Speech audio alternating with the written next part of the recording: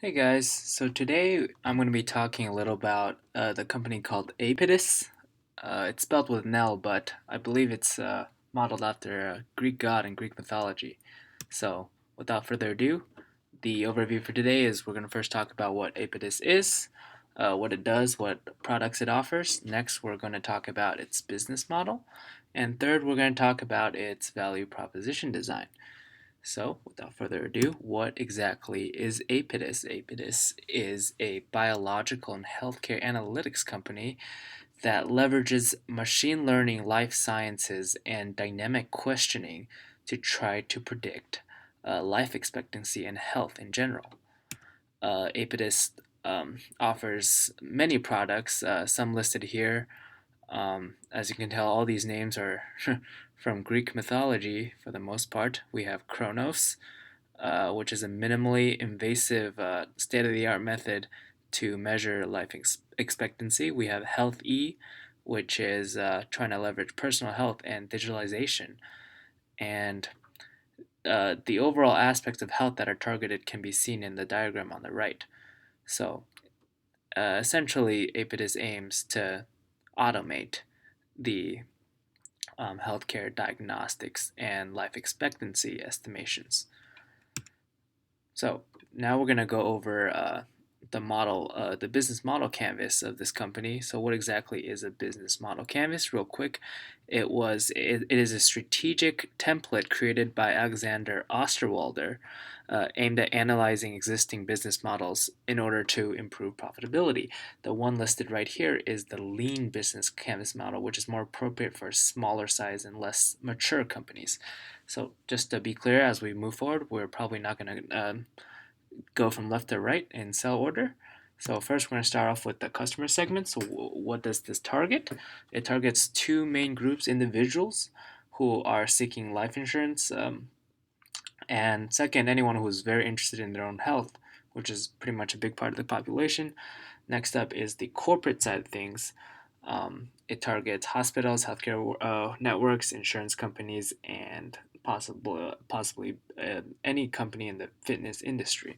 So early adopters of this could be insurance companies that are looking for a cheaper way to screen new candidates, and people with poor healthcare coverage who want cheaper options as well. Next, we've gone over the problem a little bit.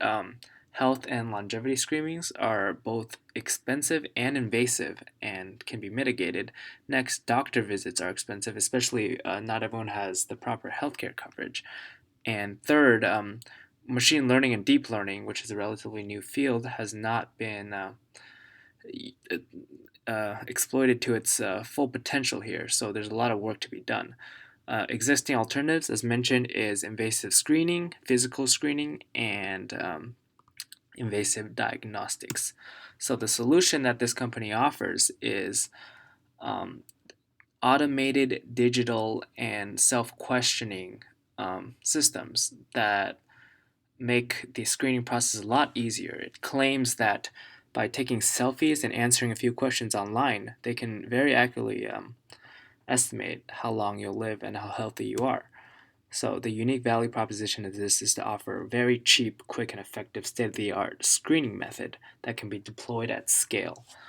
Um, and as of now, I'm sure you guys already have a pretty good idea of the high level concept. Essentially, this is the Baymax, which is in a Disney movie, if you guys haven't seen it, for longevity and health screening. So essentially, it automates this process without professional care and needing it to be so expensive and invasive. Next, the unfair advantage of this is, of course, it's digital, so it can be deployed very cheaply. It's far reaching. It's also very personalized because algorithms can cater to every person's individual needs. The main channels of getting the word out is digital advertising at first, uh, essentially marketing through the corporate world, spreading through networking, offering your services to save companies money, and also word of mouth is important. Next up, we're going to talk about the financial side of the company. with first its cost structure. Essentially, the major costs of this company include salaries for its workers, executives, software and machine learning engineers, researchers, and so on. Second is probably cloud services. Again, money for the research and development. It's using deep learning, so lots of GPUs needed. And with a company that's trying to model something that's this important, it's bound to have problems with the law. So, a very strong law department, lawsuit protection would also have a high cost bearing. Next up, the revenue streams. Essentially, this would be coming from mostly insurance companies that want to screen their applicants faster, and also healthcare providers who are also looking for cheaper alternatives. And because of the digital and customizable nature of this, individuals would also be willing to pay for these services, both app and web based. And essentially, key metrics is a measure of how well this company is going to do, or basically, it's a metric of how well it's doing as of now. Some key metrics based on the cost structure and the revenue streams mentioned earlier would probably be the number of contracts with big name companies, big name organizations, the number of users using its personalized products such as apps, web-based services, and so on. And third would probably be how far the research and the evaluations have improved throughout throughout uh, the times, because having stagnating technology would not be good, especially with this many people trying to get into this field and having deep learning being so young. So, next up, we're going to talk about the value proposition design with all these in mind here.